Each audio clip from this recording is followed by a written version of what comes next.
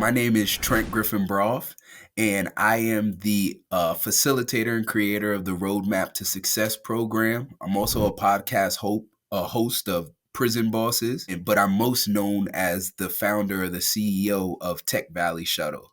And on this episode of the Business Growth Architect Show, I will share my story of going from felon to Forbes, as well as how I've been able to come out and help and empower others who have shared experiences or those who just come from an underserved community and been a part of those who are often considered hopeless. And now I'm able to provide hope to so many others. Thank you for tuning in. And hello, fabulous person. Beate Gillette here. I am the host of the Business Growth Architect Show, and I want to welcome you to today's episode where we discuss how to navigate strategy and spirituality to achieve time and financial freedom. Truly successful people have learned how to master both, a clear intention and a strategy to execute that in a spiritual practice that will help them to stay in alignment and on purpose. Please enjoy the show and listen to what our guest today has to say about this very topic. Today, we will be talking to Trent Griffin-Braaf, and we're going to talk about his brush with the law and being in prison to becoming a very successful business owner that Forbes has selected as one of the most successful businesses in his area. So let's dive right in, Trent. I'm excited to have you on the show. Thank you for being here. No, thank you for having me. I'm excited as well. So please tell us a little bit about who you are and what do you do and what problems do you solve for your clients? So a little bit about who I am. I'm a father. I'm a husband. I'm a business leader and a community leader. In many aspects. I'm a brother. I'm a son. I'm all of the things. I'm a human in that regard. And but I'm someone who I say that because someone who's experienced feeling sometimes being unhuman given my past, and I know we'll get into that. But today I'm someone who just tries to motivate and inspire others by showing that it is possible, and more importantly, creating roadmaps. And so I have an organization called Tech Valley Shuttle that you so gracefully talked about and mentioned how we've been featured in Forbes, Bloomsburg. We were the 2023 SBA Small Business of the Year in upstate New York, all because we're community-based and we're really helping empower people through transportation and solving historical transportation barriers. And then additionally, I'm also the curator and the founder of the Roadmap to Success program, which is a workforce development tool that's being utilized now to aid and empower underemployed communities, being that how to be successful in the workplace, how to go from entry-level roles to C-suite roles, or eventually starting your own business is just something that isn't taught. And now it is. I'm actually teaching it and, being a resource and uplifting individuals through that as well. And so just through my lived experience, I guess I'm now able to help others. And being that I know at one point I was hurt in my community, it just feels really good now to be a pillar in empowering my communities. Which I think is an incredible way or a unbelievable transition for you to have experienced. So tell us a little bit about it wasn't always like this. So there was I'm trying to find a good way to say this. And that doesn't sound judgmental, but you had made mistakes or you had taken turns in the road that weren't going to get you the proper results. So, how did you figure out this inflection point on getting yourself back to a different road? For me, I think it actually came while I was incarcerated. And just so the listeners, just so you have some content, at 19, I was sentenced to a 4 to 12-year prison sentence. I had nonviolent drug convictions, drug sales, drug trafficking, and that led to that conviction. But while I was incarcerated, I had the opportunity to take college courses at Marist College. And I remember after the first semester, or maybe the second, I can't remember which, but the teacher actually came up to me and told me that I had the highest grades in the class, and not just for the incarcerated population, but for his students that were also on the campus. And was basically encouraging me to just continue to do what I'm doing, and, and saying that, you have something up here. And that was kind of that aha moment, because when I was growing up in school, school actually really came easy to me until they introduced letters with math. That's when it got all a little fuzzy. Yes. And so I kind of, that moment brought me back to all of those report cards that said he would, if he applied himself, he would be better. If he wasn't a class clown or joking around, he would be better. He doesn't show up his best form of self. And he encouraged me to be a forever learner in that moment. And I told myself, I sold myself short as a youth, which helped land me where I was. But I told myself I would not sell myself short anymore, and I would commit myself to being a forever learner. And that's what I did. I went on a journey to learn as much as I could. This is such an interesting piece that I really have not heard a lot. So, was there a mentor? Was there a moment where this came to fruition? Did you have an aha moment? Did the sky open, the hand of God come? Like, what was it that made you realize that? It was that was definitely my aha moment. I always tell everyone that was my light bulb moment. Because I knew, you kind of can sense, and when you have some abilities, and when you're selling yourself short, or when you gave your all.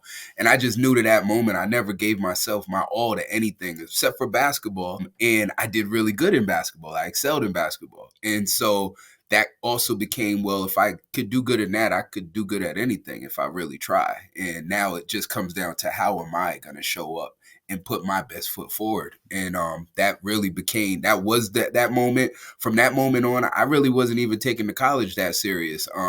It was just, it got me closer to my family, and I was more so focused on getting visits. But that changed the whole trajectory, because then I was proud of myself. I wanted to see how good I could really go, how far I could take it. And I've been on that mission ever since, to be a forever learner. So, how is somebody who is in prison, and I I can only imagine that it causes damage to your confidence and to your self-esteem, because people look at people who have made mistakes, that have been incarcerated, in a completely different way than somebody who's on the straight and narrow. How did you manage that from a spiritual perspective? Because there had to be some challenges on how you had to get sort of out of this judgment that others had of you and the judgment you had of yourself. Agreed. So no, it was that's a really packed question, a great question though. One, I explored a lot of different religions while I was incarcerated. I'm someone who, I grew up Christian. More specifically, my family were Jehovah Witnesses. So at a young age, that's what I grew up knowing. I also went to Catholic school, so I had a very unique experience as a youth growing up when it comes to faith. And while I was incarcerated, it allowed me to even learn a lot more. And I studied quite a few religions, and one thing that I landed on during that time was the premise of religion is very similar in almost all fields that I at least studied. And so I said to myself, hey, maybe I don't have the right higher power, maybe I do. But one thing for certain are, there's certain principles in that seem that if you're living a certain lifestyle, no matter what, if I chose the incorrect one while I was on earth, then I think they would still be able to see my heart in the kind of person I was. And so through that, I decided I just wanted to live a very clean lifestyle. I wanted to do right. I knew I was instilled. We all are instilled with the difference to know what's right and what's wrong. And I wanted to be committed to doing the right things, taking no shortcuts and doing the right things. Because to that point, I did take shortcuts. I actually didn't do the right things. And so I knew that's why I was in there. So it really helped me also find my accountability piece. And to this day, the faith piece is still so important. I mentor individuals. Someone I literally was just texting before we got on. He has a court case tomorrow. And I was just telling him, these are the moments that you have to walk in the faith. And, faith is the belief in something you can't see, feel, or touch, but it's there. And but you can only have faith if you've experienced trying and leaning on that in the past. And for the rest of my time incarcerated, I made sure that I wanted to create a relationship with my higher power. And in doing so, I can say I've leaned on my higher power when things were terrible as well as when things were great. And I know that my higher power has my back and is there for me. And so now I walk in that faith when things get tough or when they're great. I just remember the fact that, it's bigger than me. I'm being guided by something bigger than me.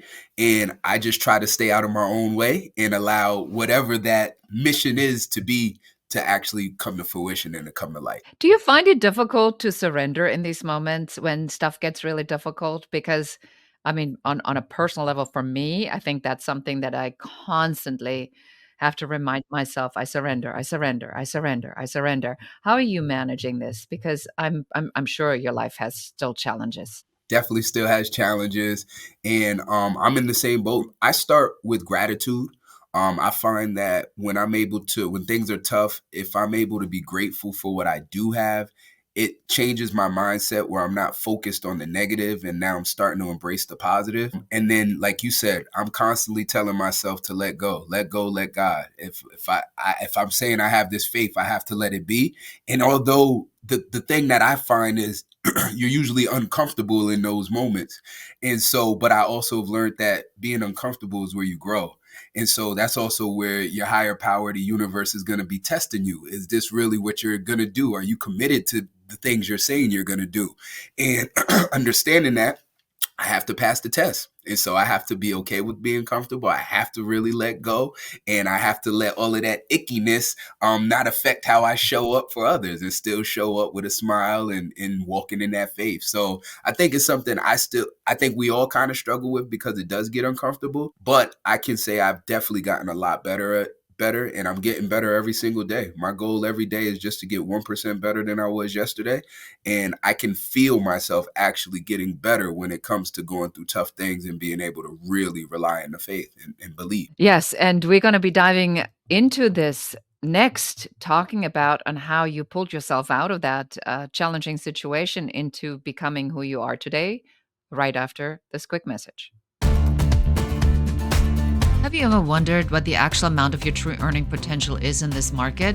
To find out what your talent is worth, take our quiz at whatsyourtalentworth.com. You will find out your actual earning potential amount by using our proprietary profit formula. Enjoy the quiz, and again, the URL is whatsyourtalentworth.com. So, Trent, I really appreciate what you say because I can feel the spirituality or the aspect of your belief is infused in everything that you do. So you talked about that you had this pivotal moment where you realized that nobody was going to come to rescue you. The rescue was going to be an inside job. You pulled yourself together. Now you come out of prison. You are a changed man. And how do you get from there to building what you've built, being a leader in business? And let's just start there because I have some other questions in your leadership development portion, which you're very, very well known for. How do you then start when you're already behind? Great question. I think so. I'm released now. I'm home. I'm looking to change my life, and life is throwing me lemons, but it's hard to make lemonade at that point. And I say that because you're being told this is 2007. So in 2007, if you had a felony, good luck trying to get a job. But at the same time, a part of your condition on release is you have to have a job. So it put a lot of strain on you. But one thing I was committed to at that time was I was committed to not going back to jail. That was actually my goal. And so through that commitment, I was willing to do whatever it really took. That was a point in my life where I think I shook ego. And it's something that I encourage a lot of people you got to let the ego go. And I say that because before I became incarcerated, although I was only 19, I was kind of known for, what I was doing in terms of, I had cars, I had the jewelry, I had all of the things. And so from the outside looking in to my peer group and even to those who were a little older than us, I was like a part of that select few of peers, of youngsters who were like doing their thing, I guess you would say. And so now being released and you coming home, I remember, having to take a bus. And before I left, I had two cars. I had a Jeep. I also had an Infinity. And so now this is the guy who was doing this thing, but you could catch him on the bus. And I knew I had to, again, become egoless. And it didn't matter. I didn't care if I had to take a job at McDonald's and I was serving people that I knew growing up or family members. I was just ready to make the commitment. I didn't end up selling burgers, but I did end up, my break came in the form of cleaning toilets at a Marriott. And I essentially took a part-time role cleaning toilets, and I showed up the best form of myself every day. I made a commitment. I said, no matter what, I'll be the best toilet cleaner in this area. I can assure you that. And I took that same mentality, and then I started to continue to being a forever learner. I wanted to learn how to be a good manager. I remember reading the 1 Minute Manager. I Mhm. remember just coming home, and my wife, she would like quiz me on parts from the book, things that I needed to learn. She would also quiz me on the hotel industry because she knew I wanted to be a GM. And so she said it was important, the language. And so I started to learn the language, Rev Par. What does that mean? And learning how to read P&L reports, something I never seen before. So really just stretching myself and taking myself out of my comfort zones and preparing myself, understanding this goes back to the faith. The faith was, I'm going to do this job today and learn it the best possible I can because nothing lasts forever. And the person in front of me is eventually going to want to leave here. And when they're ready to leave, if I already know how to do the job, I have the best chance of actually getting the job. And that was literally that was my trajectory. So I went from cleaning toilets to eventually front desk, to eventually front desk supervisor, to eventually housekeeping supervisor, to eventually operations manager, to eventually general manager. The quote of Martin Luther King, of course, comes to mind. If you're a street sweeper, be the best street sweeper that you can be. So when you said that, I had that immediate visual of Martin Luther King giving his famous speech of really promoting personal responsibility. You now today you are a recognized leader in your industry. You don't mince words. You talk about your past openly. There's no shame. You lost all of that.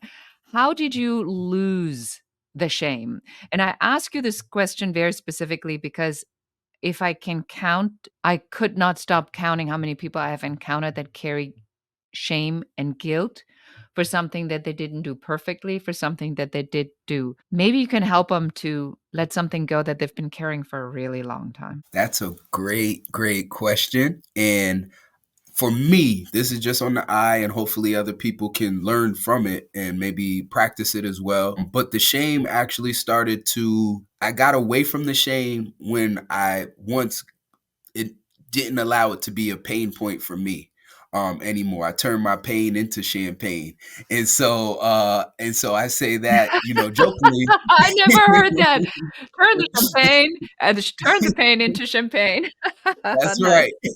And so, but I was able to turn the pain into champagne by embracing where I had been and understanding that I had a unique lens and that I could help others through my story. And so that's really where I think the switch came when I started to identify that, wow, people gravitate to my story and I'm able to actually help others find hope because I'm a huge believer if you don't have You hope, have that nothing. kind of right, you have nothing. And so if we're talking about justice impacted veterans, people with disabilities, new citizens, all of these underserved populations, one thing that is usually forefront of everything is it feels hopeless for individuals. I was able to see like, oh, I provide hope, which is huge. And then from there, I said, why would I ever not share my story and try to help others in the same way?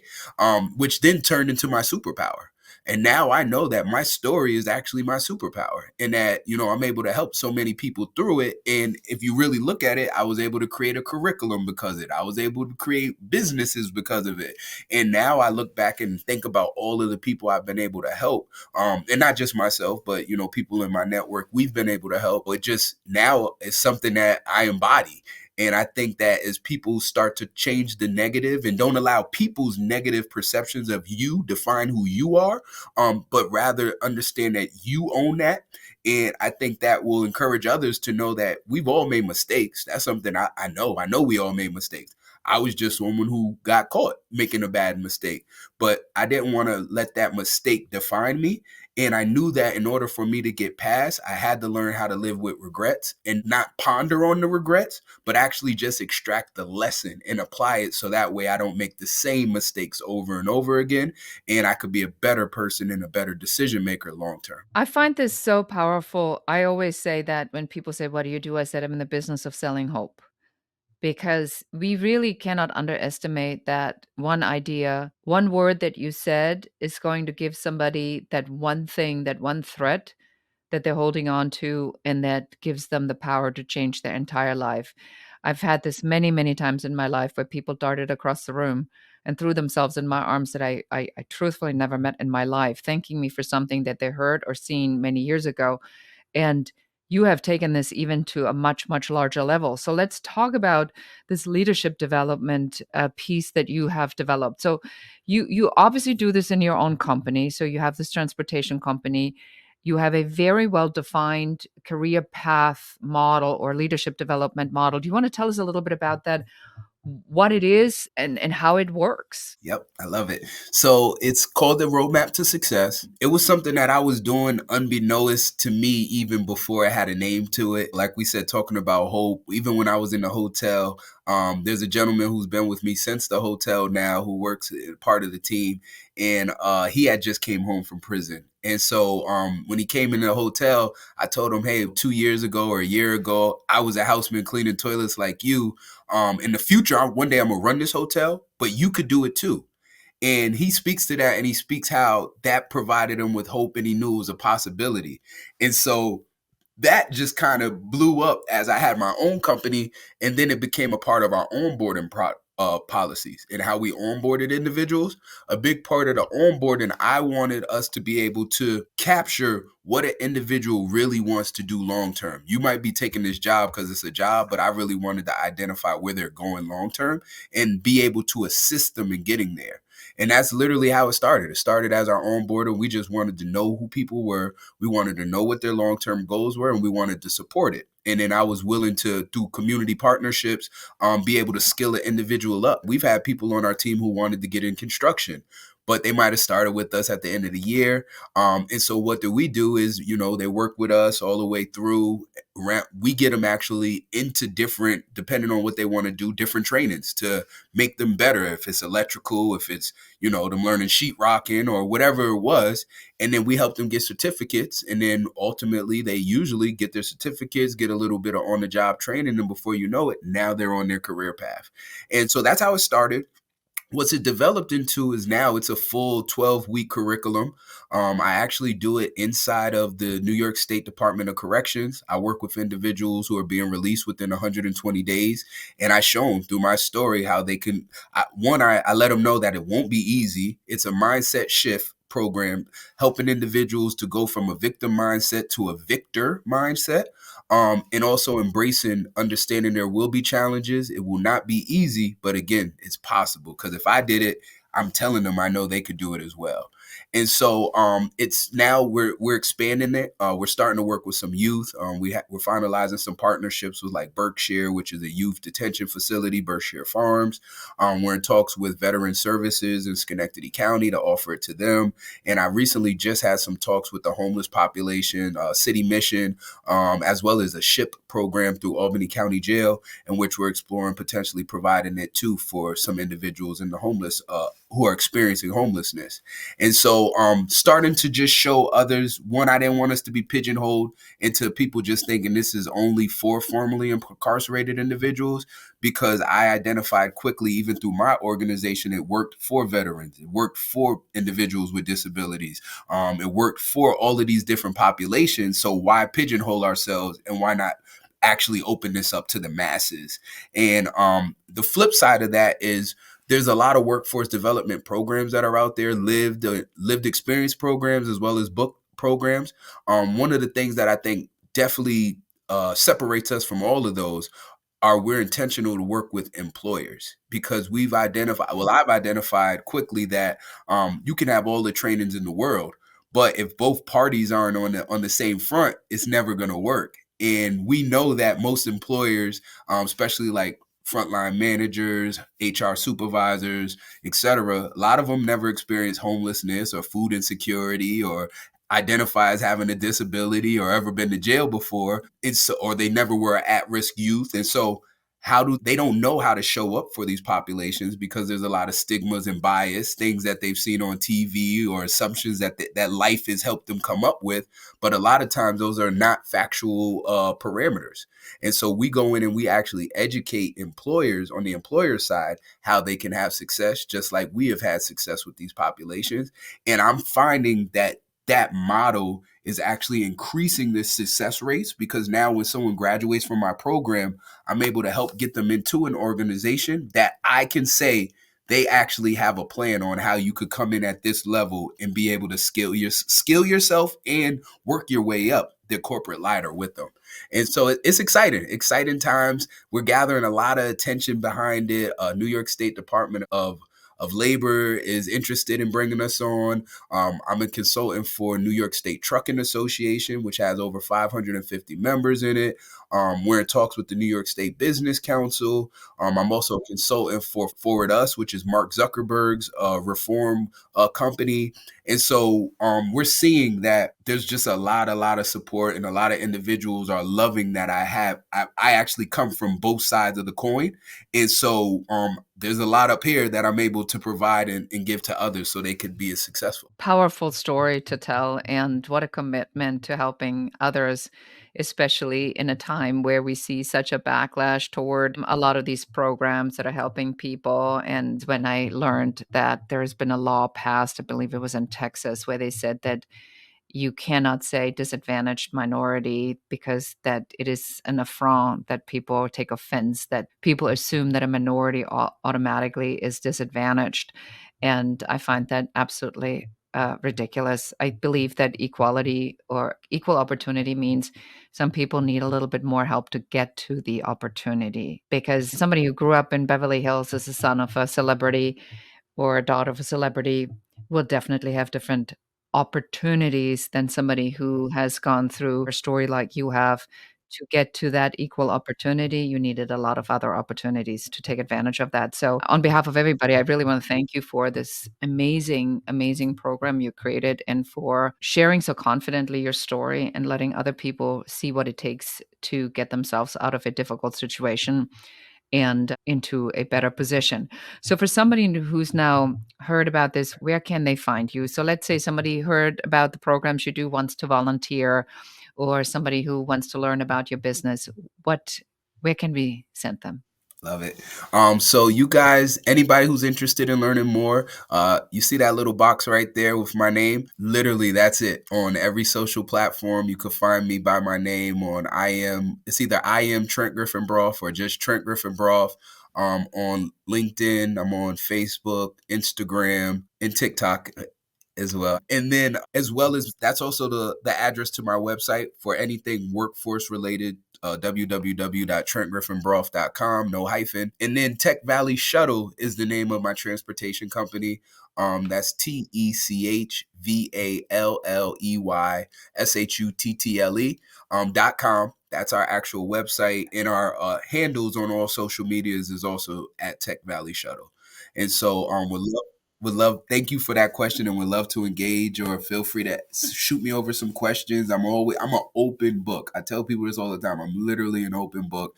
In any way I could be a resource, that's what I'm here for. Thank you so much. And that's it for us today. So, again, what a fascinating conversation, a great comeback story, but not just a comeback story, but a story on how to turn from a victim into a victor, and then leadership, and then teaching other people how they can replicate the process, which makes it even sweeter for me, because you and I very much aligned in, you got to give people the steps to get from A to B. Otherwise, they don't know how to do it. So thank you again for being on the show. Thank you for having me. Thanks for the opportunity. And that's it for us today. Thank you so much for listening to or watching this episode. If something resonated in this episode, please share it with one other person who needs to hear what we talked about today, or just needs a little bit extra dose of hope. Thank you for being here. So appreciate you being here. Thank you so much for listening to the entire episode. Please subscribe to the podcast. Give us a 5-star review. a comment, and share this episode with one more person so that you can help us help more people. Thank you again. Until next time. Goodbye.